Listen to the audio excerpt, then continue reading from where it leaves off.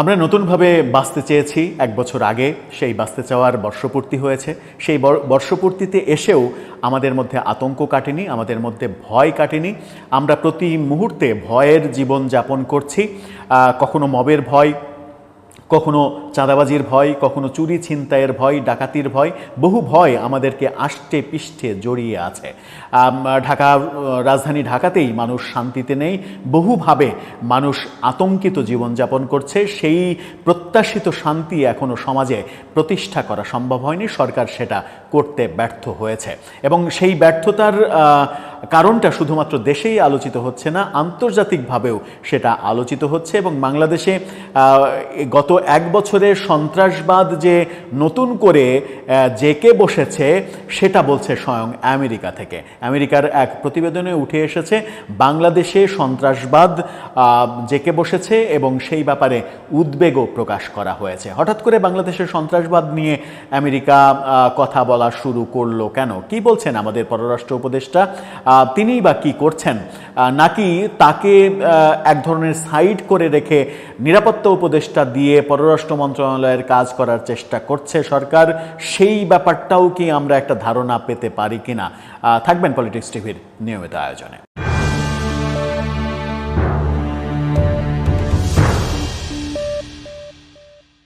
দর্শক, পলিটিক্স টিভির নিয়মিত ভিডিওগুলো স্পন্সর করছে প্রজাপতি.tv, নতুন ওটিটি প্ল্যাটফর্ম। আপনারা চাইলে ইউটিউবে, ফেসবুকে, ইনস্টাগ্রামে, টিকটকে দেখে নিতে পারেন। ডেসক্রিপশন বক্সে লিঙ্ক দেওয়া থাকবে, সেখান থেকেও আপনারা দেখে নিতে পারেন প্রজাপতির কার্যক্রম। চলে যাচ্ছি মূল ভিডিওতে। বলছিলাম বাংলাদেশের সন্ত্রাসবাদ, সেটা নিয়ে উদ্বেগ প্রকাশ করেছে যুক্তরাষ্ট্র। শিরোনামটা আপনারা দেখে নিতে পারেন গণমাধ্যমের। সেখানে বলা হয়েছে বাংলাদেশের সন্ত্রাসবাদ নিয়ে যুক্তরাষ্ট্রের উদ্বেগ। কিন্তু কি বলছেন আমাদের পররাষ্ট্র উপদেষ্টা, কিংবা কি বলছে বাংলাদেশ? একটু সংবাদটা পড়ে বোঝার চেষ্টা করে। অনেক বছর ধরে বাংলাদেশে সন্ত্রাসবাদ নিয়ে উদ্বেগ প্রকাশ করেনি যুক্তরাষ্ট্র। মানে বেশ কয়েক বছর ধরে বাংলাদেশে সন্ত্রাসবাদের ডালপালা মেলছে, এই ব্যাপারে কোনো কথা বলেনি। অনেক দিন পরে তারা বাংলাদেশের সন্ত্রাসবাদ নিয়ে কথা বলছে, আবার সেই সময় যখন কিনা আমরা ভালো বাংলাদেশের স্বপ্ন দেখছি প্রফেসর ইউনূসের সরকারের সময়। সম্প্রতি এ ধরনের উদ্বেগ নিয়ে তারা বেশ কিছু বৈঠকও করেছে।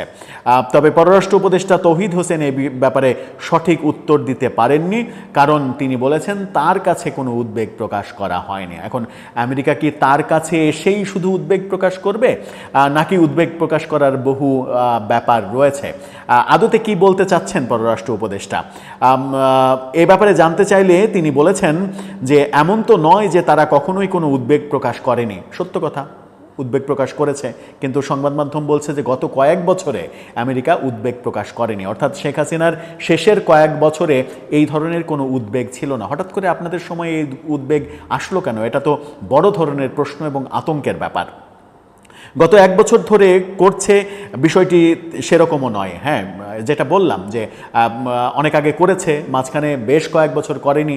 এই করেনির পরে হঠাৎ করে আপনাদের সরকারের সময় যখন উদ্বেগ দেখাচ্ছে, তখন তো সেটাকে আপনাদের গুরুত্ব সহকারে নিতে হবে। তিনি বলছেন পিরিয়ডিক্যালি তারা উদ্বেগ প্রকাশ করে অনেক দেশের বিষয়ে। মার্কিন যুক্তরাষ্ট্রের প্রধান উদ্বেগ হচ্ছে কোথাও কোনো সন্ত্রাসবাদ মাথাচাড়া দিয়ে উঠছে কিনা। সত্য কথা, তিনি বলেছেন আপনার এই প্রশ্নের সঠিক উত্তর আমি দিতে পারবো না। স্পষ্ট করে বলেছেন যে এই প্রশ্নের উত্তর আমি দিতে পারবো না, কারণ উদ্বেগ তারা আমার কাছে প্রকাশ করেনি। অর্থাৎ তার কাছে এসে উদ্বেগ প্রকাশ করলে তারপরে তিনি এই ব্যাপারে উত্তর দিতে পারবেন। তারপরে খুবই গুরুত্বপূর্ণ কথাটা বলেছেন, যেটা নতুন করে নতুন উদ্বেগের জন্ম দিতে পারে। বলেছেন হয়তো আমাদের নিরাপত্তা উপদেষ্টা বলতে পারবেন এই ব্যাপারে। আমি জানি না প্রধান উপদেষ্টার কার্যালয় থেকে এই বিষয়ে কিছু বলা হয়েছে কিনা।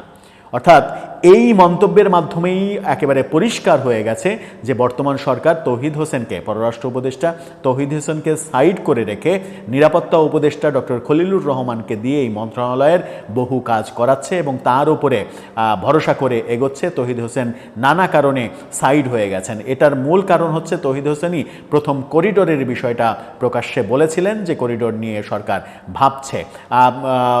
কেন বাইরে গণমাধ্যমে এটা বলা হলো, সেই কারণেই সরকারের এক ধরনের রাগ, ক্ষোভ তার উপরে। তারপর থেকে আমরা দেখেছি প্রেক্ষাপট চেঞ্জ হতে এবং ডক্টর খলিলুর রহমানকে দিয়ে বহু কাজ সারতে চাচ্ছেন প্রফেসর ইউনূস, এটাও আমরা দেখছি।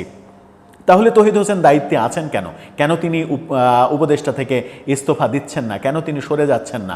এটাও একটা বড় প্রশ্ন হয়ে আসতে পারে।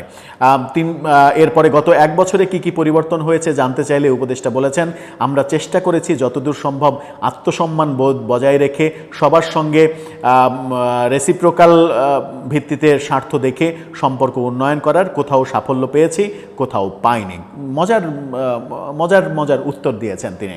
উত্তরের দুটো ধাপ মূলত স্পষ্ট। সেটা হচ্ছে যে তিনি উত্তর দিতে পারবেন না, কারণ তার কাছে মার্কিন যুক্তরাষ্ট্র উদ্বেগ প্রকাশ করেনি।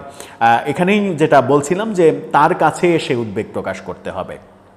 আরেকটা ব্যাপার যে তৌহিদ হোসেন একেবারে স্পষ্ট বলেছেন যে আমাদের নিরাপত্তা উপদেষ্টা এই ব্যাপারে হয়তো বলতে পারবেন, প্রধান উপদেষ্টার কার্যালয় বলতে পারবেন, অথচ ব্যাপারটা পররাষ্ট্র মন্ত্রণালয়ের কূটনৈতিক ব্যাপার।